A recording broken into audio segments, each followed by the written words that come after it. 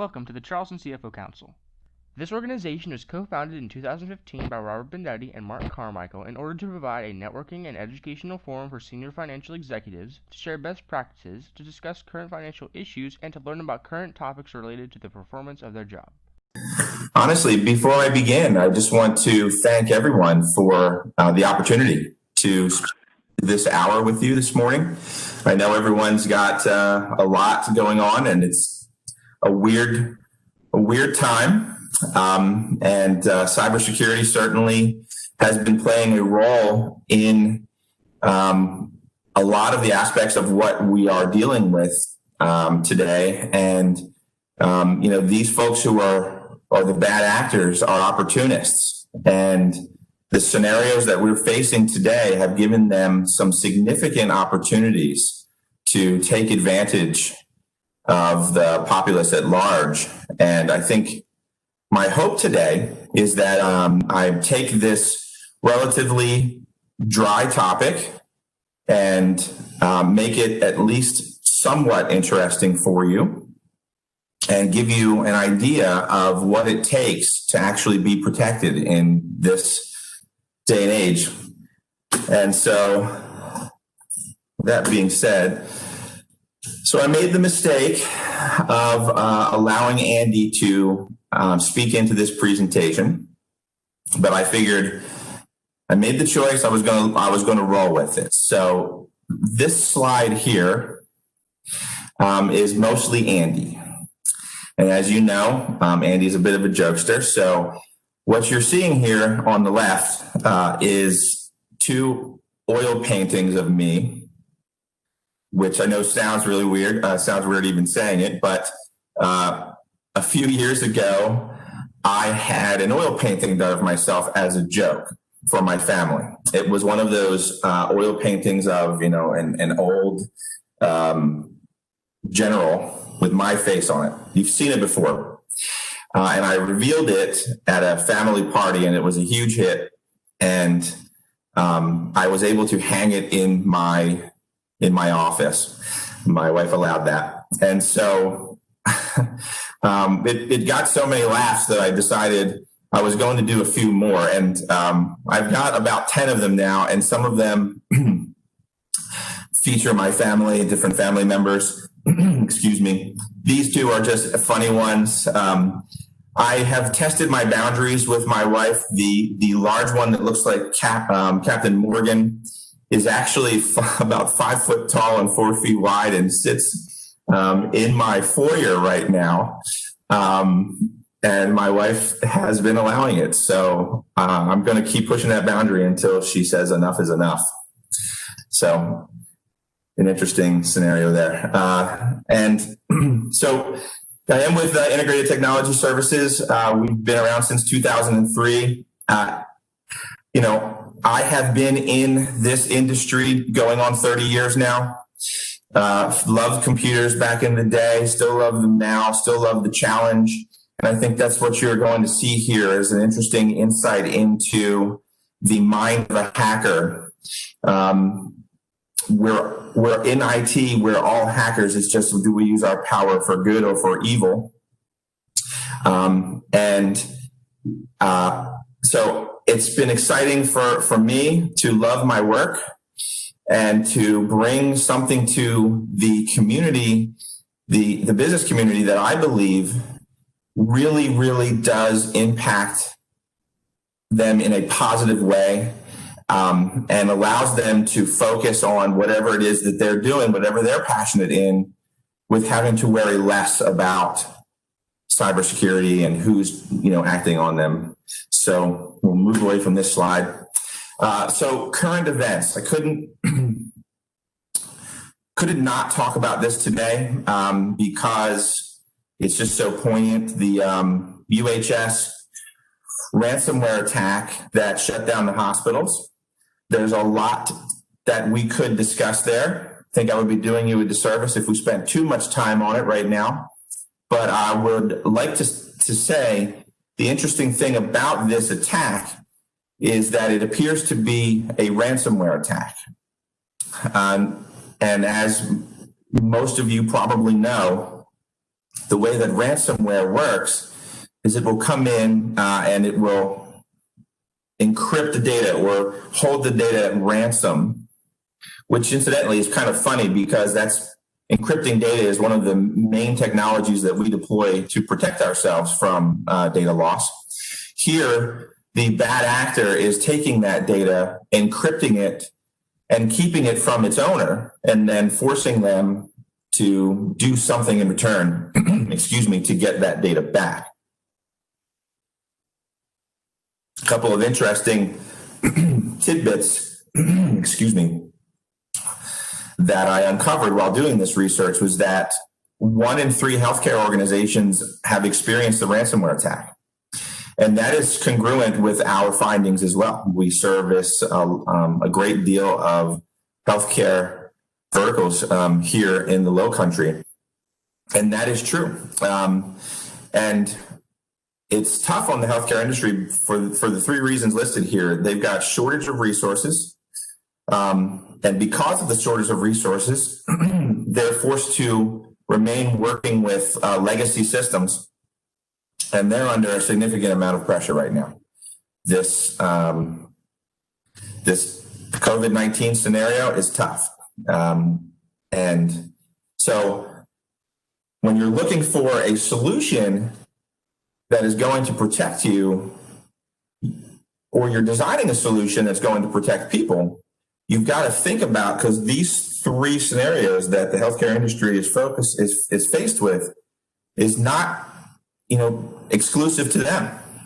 And so I think hopefully towards the end of this presentation, we'll have addressed how folks can deal with that kind of scenario. And the other thing that I thought was very interesting is that the German government, having experienced a death from a cyber attack, is right now looking into whether or not they can charge these bad actors with negligent homicides.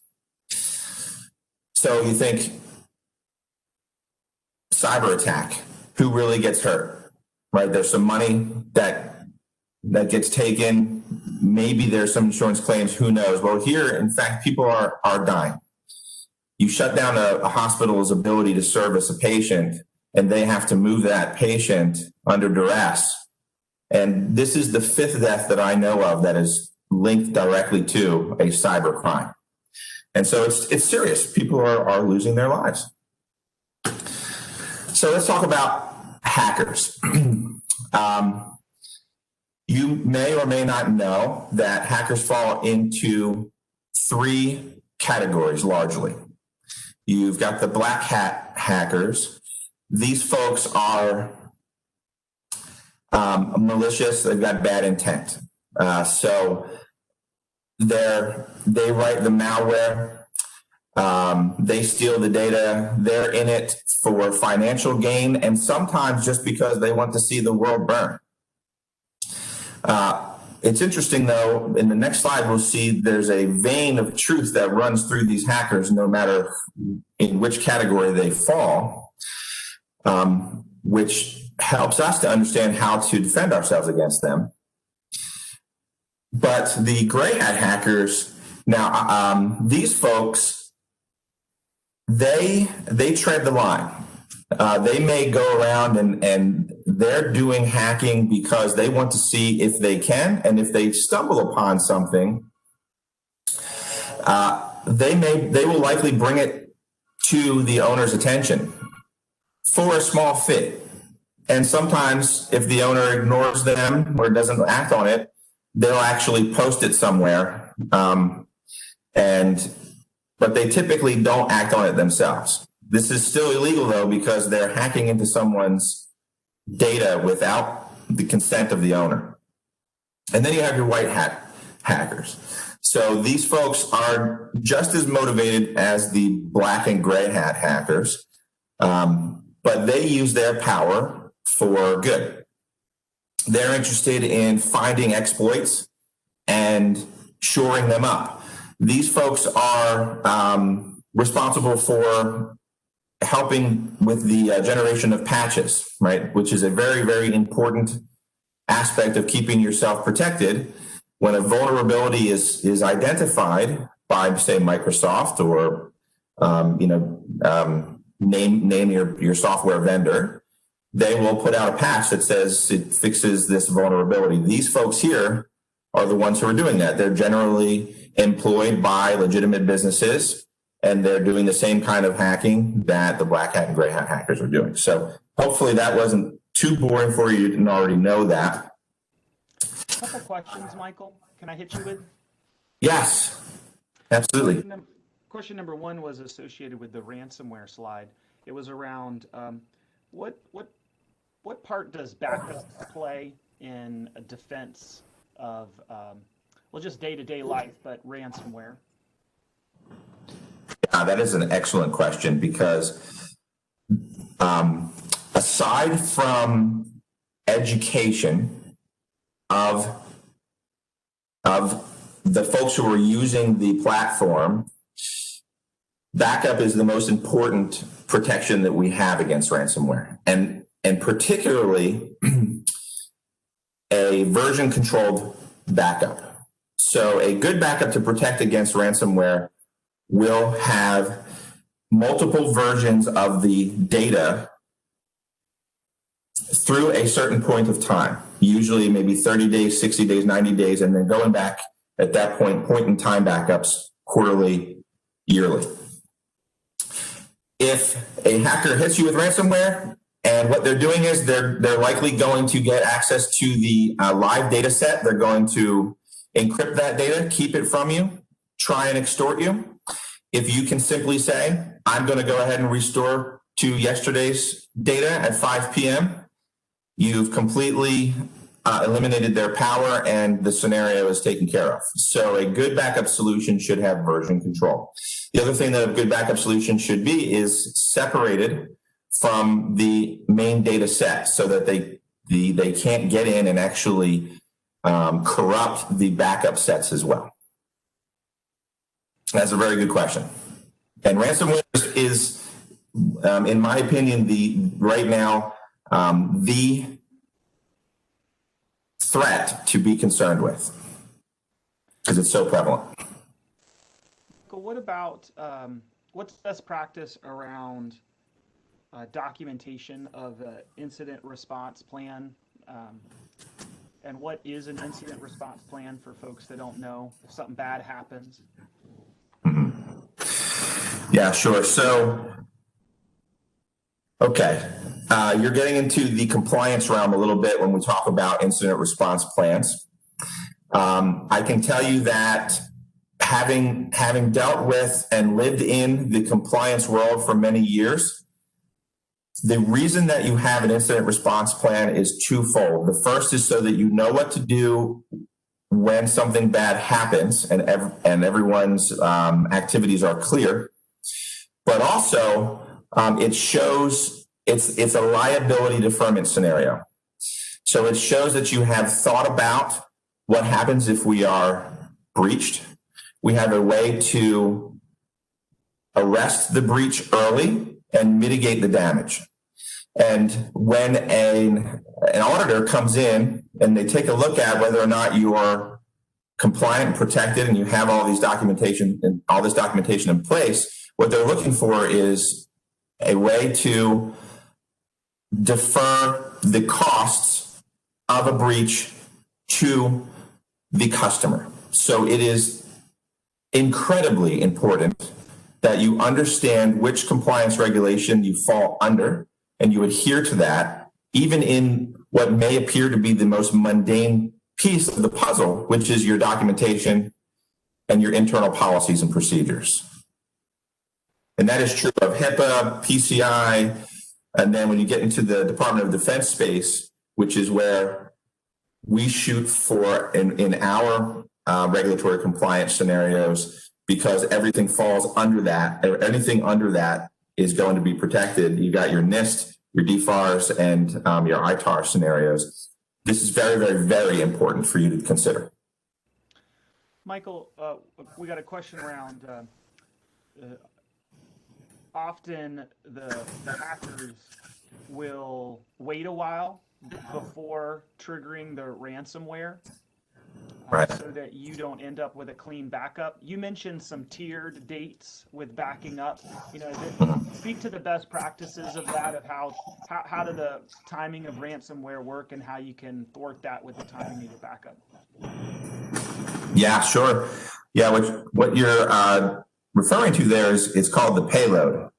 And so what will happen is you could have ransomware sitting in your environment that is waiting for some sort of trigger to actually deliver its payload or do its work.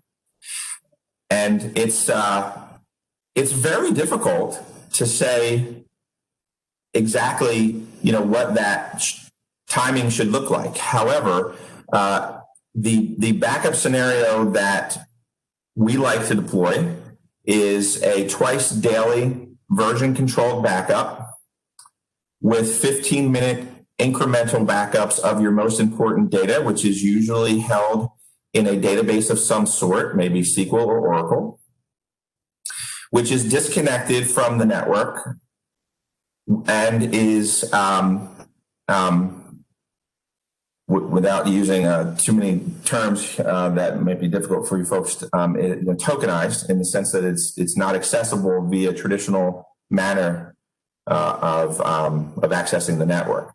Then hold that data for at least 30 days operationally, and then use archive backups at that point after 30 days, weekly, quarterly, and yearly.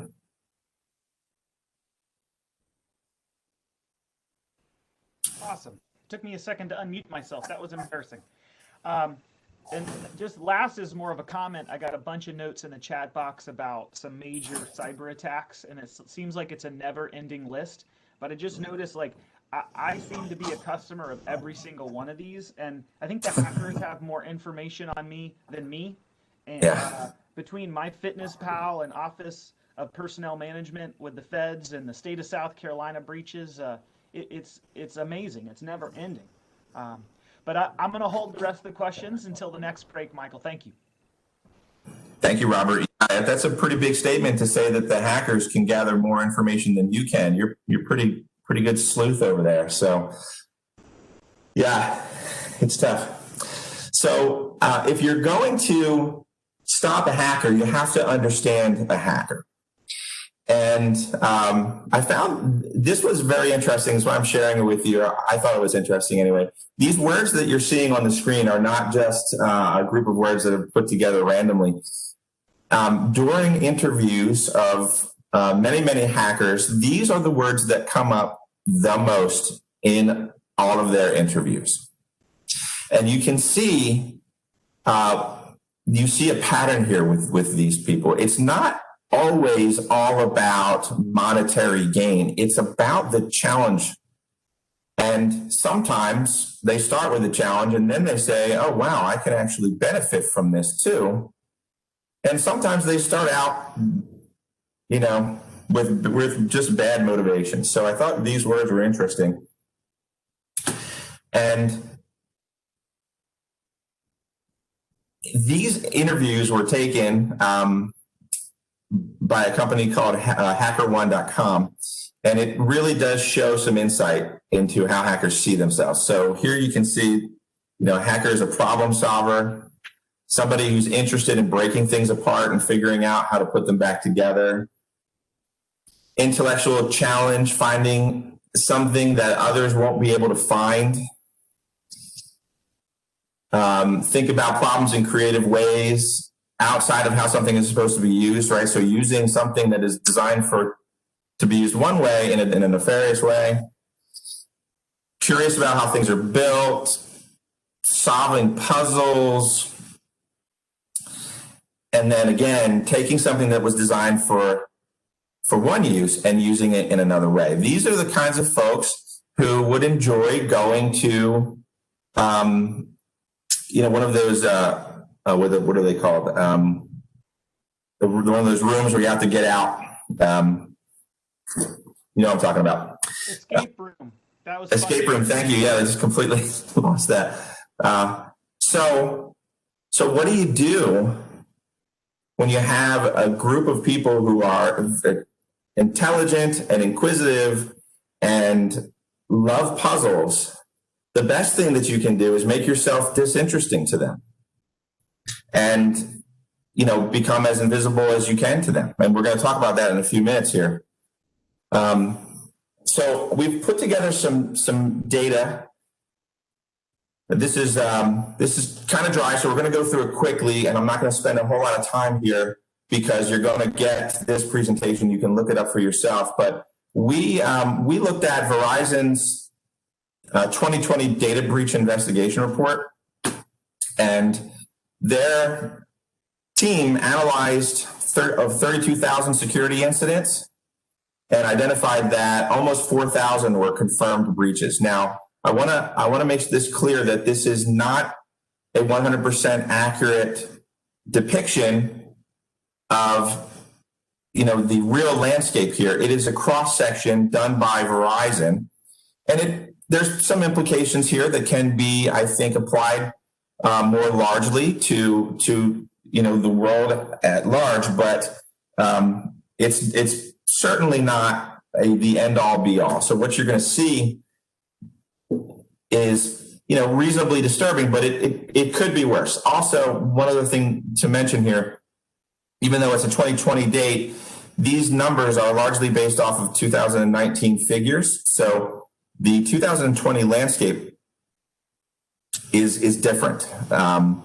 With more people working from home, telecommuting, doing more remotely, the hackers are having many more opportunities than they used to before. And so I can't wait to see next year's numbers. But so what you're looking at here on this screen is the tactics that are utilized, and then who is actually doing the breaching. So you can see here that 45% of breaches featured hacking. Now, when we say hacking in this instance, we're talking about active hacking. When I say hacking, it probably doesn't conjure up much in your mind. And at the risk of not being able to get through my entire presentation, which is okay, I think this information might be useful for you. When data is sent across the network, whether it be a small network or a large network, meaning in your small office, in your home, or across the World Wide Web, it's always done at its most base scenario in the same way. A packet of information is sent from one computer to another. Could be from a workstation to a server, could be from a workstation to another workstation to a web server, but it's always a packet of information that has standard set of data in it that tells the receiving party how to read this information. So it may say things like, you're going to receive 10,000 packets from me, and when it's done, it's going to be a picture of my Aunt Mary at the beach. That information that travels along that network is susceptible to being one of the industry terms is sniffed. If it's sent across the network in clear text, a hacker will gather all of those packets, put together a picture, and they'll get information. Sometimes it's nothing, and other times it's clues into what is that sending network? What does it look like? How does it work? What ports is it using? And ports are basically a language or a communication algorithm that two communicating parties agree that they're going to speak on this particular port. And they'll get that information and they'll start building a profile. And you may be thinking it's a hacker sitting there doing this, but they write bots to do this. So they may be sniffing hundreds of millions of packets an hour and parsing out the interesting ones so that they can put together a profile and attack the interesting ones, at their leisure. And so when we talk about hacking here, we're talking about people who are writing these programs, actively, looking at the data and trying to get themselves into a situation where they can do something. The other interesting tidbit on this slide here is that it's 70% of the breaches were perpetuated by external actors. Lots of times I think folks maybe think that it's internal espionage that happens, and that does happen. But these are folks on the outside trying to get in. So, Robert, I've got a few of these kinds of slides here that I'll go through, and then I'll take a stop if you want to ask some questions. All right, ready for it? Okay. So here we're looking at the top actor varieties. It may be interesting for you to know that organized crime is a real thing, in the sense of there are organizations who are solely bent on attacking businesses and gathering information and benefiting from it financially. And it's not, just a smart guy or gal sitting in their basement with a hoodie on. These are well-organized, smart people. And then, you can look at the other scenarios, but it's the organized crime scenario. It's just very interesting to me. I know this, and you may find it interesting. If you wanted to become a hacker and you didn't know how to write ransomware, you could buy a ransomware program right now on the dark web and start your hacking career based off of somebody else's talent and make money. It's insane. So who are the victims, and do they have any commonalities? It's, when a breach occurs, we're getting pretty good at stopping it pretty quickly. So it's not, weeks anymore, it's days. And it's mostly large businesses because, if you're looking at, trying to get some money out of someone, you're going to go after the largest target that you possibly can. But small businesses and medium-sized businesses are not exempt. Remember, it's not always human eyes that are looking at this and making a determination. Sometimes a bot is making a determination and saying, this is a very easy target, so let's go ahead and continue to try and get something out of them.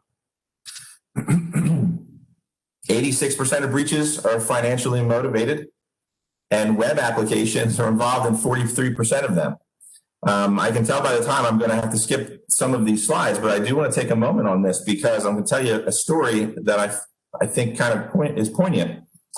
A web application can be set up to harvest information, particularly user credentials, without your knowing it. So you go to a website that looks like it's a legit website, but it's actually been hijacked, and the information that you're putting into that website is being collated by a bad actor and will be used against you, can be used against you. Many years ago, I used to play a game called World of Warcraft. And we had a site that we could go to outside of the game where we could look at character statistics and things of that nature, because it's very nerdy, and us nerdy people love those kinds of things. And you had to log into this site with your credentials from World of Warcraft. Otherwise, it couldn't get the information from the database and parse it for you and show it to you. Well, one day I was playing and a friend of mine came in. His character showed up on the screen, and I was saying to him, "Hey, Dave, how are you today?" And he was ignoring me, and he was doing all of these weird things, and he was running around selling all of his stuff. And I said, "Dave, what's going on?" So I texted him and said, "Dave, how come you're not responding back to me?" He said, "I'm not playing right now." And what had happened was this website that we would go to was hacked, and the information that he had put in at one point was sent to a bad actor, and the bad actor was logging into World of Warcraft, and they were playing on his account. Now, you may say, well, why? Why would they care? The reason is because in World of Warcraft back in the day, making gold, selling gold was a big deal, and you could actually get real world money from doing that. And when I was involved in the Department of Defense, without saying too much, we were actively searching out and finding and stopping terrorist organizations who were using World of Warcraft to communicate with one another and coordinate. And so they were actually stealing people's accounts. So interesting tidbit. Got to be very careful with the web applications. This is an interesting, actually, I'll stop here for a moment, Robert, if you want to ask questions. If not, I can continue. Yeah, I got a couple. One, and if the word's on here, just a definition, some vocabulary. Malware versus hacking. And if you could just go into a little bit of definition of some terms. Yeah, sure. So hacking, broad generalization, trying to get into someone's systems when you're not invited. Malware is a tool. So hackers will write malware. Ransomware is a malware. Viruses are malware. It has malintent. It's a tool that they use. Again, they may be brilliant, they may be curious, but they also can't be everywhere at once. So they'll write these programs and do most of the work for them. Question number 2, are you seeing any trends recently with the expansion of remote working and how that's impacting cybersecurity? Oh, yes. Mm-hmm. Yeah, definitely. There's been an uptick in, pardon me, in social engineering attacks, phishing, and with people working from home, they're working potentially on computers that aren't necessarily very well protected. So they're going home, they're being given maybe a software VPN client or a website to go to, and they've got malware on their local computer that they don't even know about because maybe they're not running antivirus at all. So yes, there's an uptick for sure. What about physical security? I've got empty buildings myself, and how does physical security play into this? It ranks pretty low, okay, hacking spectrum, but it is still important. For instance, the best way to protect your data is to put it into a data center and then never let that data leave. And that is not as difficult to do as you may think. So, but that doesn't stop a malintended employee of the data center from potentially doing something that they shouldn't do. So there are things that we can do to protect ourselves from this scenario, locks, but definitely the data center scenario is your best bet. But nothing in this world is foolproof. It's impossible to 100% protect, but it looms very low on the spectrum. 2 more questions. One is, are you seeing any applications to business regarding deep fakes? And then what is cloud jacking? I haven't even heard of that term before. So the deep fake is, no, I haven't, we haven't personally. Scenario is still emerging. Now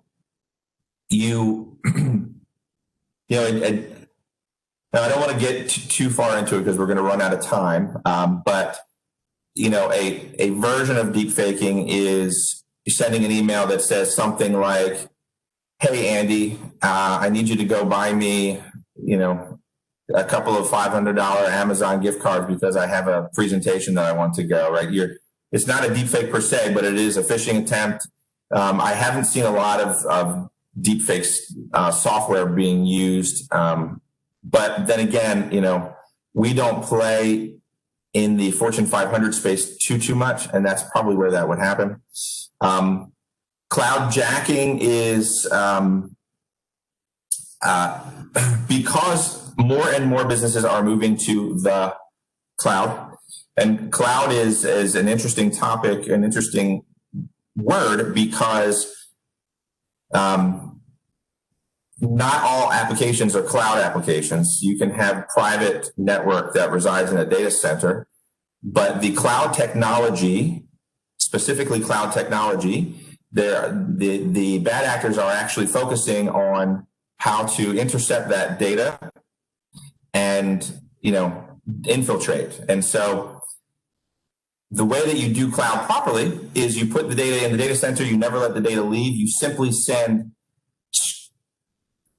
clicks and mouse clicks and keyboard strokes in one direction and pictures back. So data never actually leaves. So there's no packets moving along the network that can be sniffed.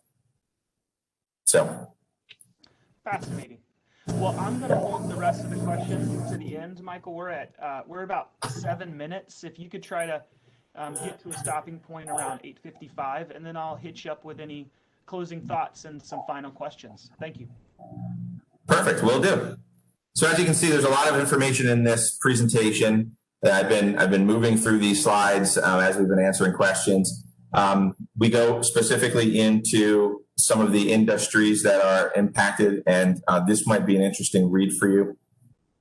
I'm going to skip by most of it and give you the key takeaways. So, you may think that, like we just talked about a little bit earlier, that folks internally are doing espionage and breaches are happening internally, but it is 70% of the breaches in 2019 at least were caused by outsiders, and I believe that trend is going to continue. Money is by far the root of the breaches. This study suggests that 10% of the breaches were espionage related. And we see that mostly, believe it or not, in the manufacturing space, where an internal employee will, get the plan for the new widget and sell it to a competitor. But you have to build your perimeter knowing that the major threat is going to come from the outside. And that's very, very important aspect.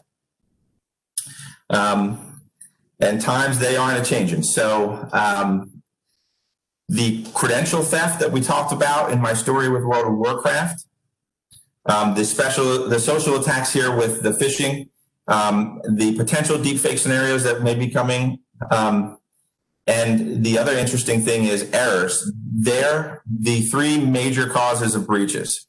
Errors are an interesting topic because when you're setting up your network, if you make a mistake and leave a hole inadvertently, these hackers will find it and they will exploit it. And it can be as simple as not changing the default password on a forward-facing or web-facing device, like a router or a VPN or something like that.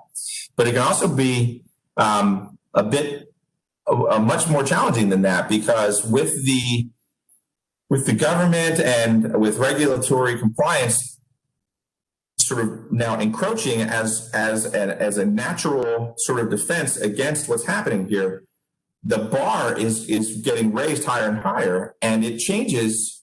It feels like almost daily. IT firms are having a hard time keeping up with these threats, and can inadvertently, something that was acceptable last week is no longer acceptable this week, and it falls into the error category. And as you can see, it's one of the top three that is causing breaches. So it's something that we have to be very cognizant of and very careful of when we're selecting an IT vendor to partner with us.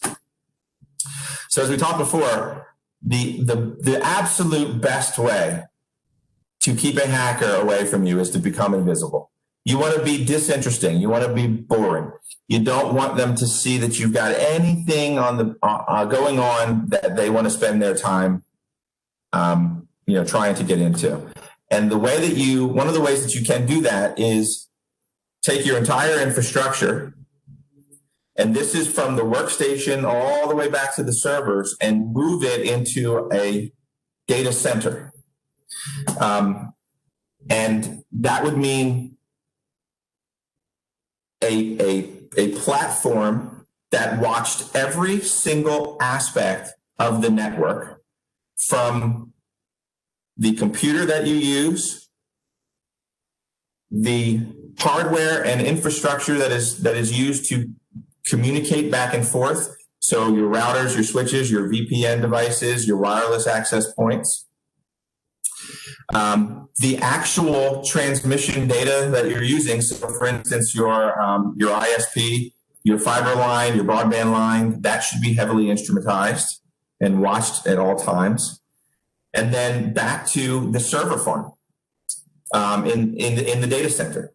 And what you do is you take your workstations and your servers and you put them into the data center, and you give people access to their workstations in the data center and never outside of the data center. So the way that we used to combat this before was through VPN tunnels, right? So you remember this packet story that I was telling you before. A VPN tunnel will encrypt that data so that as it's passing along, if someone sniffs it, it's going to look like garbage to them unless they have the decryption key.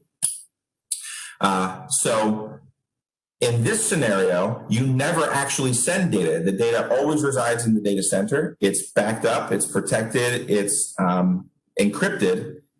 And the bad actors never actually even know it's there, because when they sniff your little packet that's coming back to your workstation, you're working as if you were working on a regular standard computer system. There's zero difference for you and from that perspective. But no data is actually being sent. So therefore, when they sniff it, they're seeing nothing. They get no insight. It really lowers your security profile to the point where it's very, very uninteresting to them. And that's how you get to the point where the hacker will not bother, paying attention to you and moving on. There's a lot more that I could talk about here about how to do that. Selecting a data center, how to protect yourself through known technologies like the Cisco umbrella architecture, having a device on your side that sniffs all of those packets and can look for anomalies and protect you proactively. And then multi-factor authentication. I know that at 8:55 I'm going to stop. Multi-factor authentication is critically important and very, very, very difficult to deploy as a user. It basically protects you. Yes, you know the password, but you've also got to prove that you are who you are. And you should select a provider who knows how to do this and do it well and not charge an arm and a leg for it. So, and then emailing again is another point of entry for bad actors. So you got to have a secure email in place. Oh my goodness. I'm going to say one more thing, Robert. I'm sorry. I can't let this one go. There are products out there that are designed to teach you how to recognize potential attacks through social attacks like phishing. KnowBe4 is an excellent one. It's one that we endorse and use. It'll send fake phishing attempts and see who in your organization clicks on them and who got baited, and then give you really good reports on who they were and what you should do about it. So, Robert, I'm going to start. There's a lot more that we can dig into. I've been talking with my IT folks about, wouldn't it be cool? We do all this training. I want to know who's not listening, and right. I can. So KnowBe4.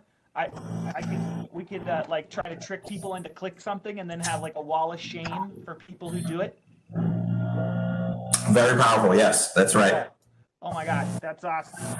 I'm going to take one question I saw in the box. Is any sort of like best practices around, hey, I'm about to start this cloud journey or considering providers or I'm trying to see if my setup is best. You got like a checklist? You got any best practices around cloud providers? I do. So a business partner checklist here, I've actually got one for you here.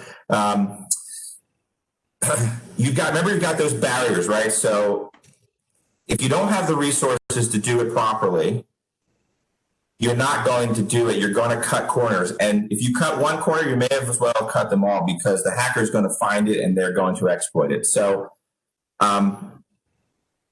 we believe that implementing a new solution or taking your company from where it is now to where it's supposed to be should involve zero capital investment because it's expensive to replace all of your hardware with completely compliant, highly instrumentized hardware. And so that is a barrier that we believe should be removed entirely from the equation. So no capital investment. It not only should it be secure, but it should enhance the performance of your software. It shouldn't degrade your ability to do work. I'm going to go through these quick. You shouldn't be purchasing computers or absorbing network costs. So your partner should be handling that for you, so that you are focusing on your core competency and not worrying about that. It should eliminate email hosting costs.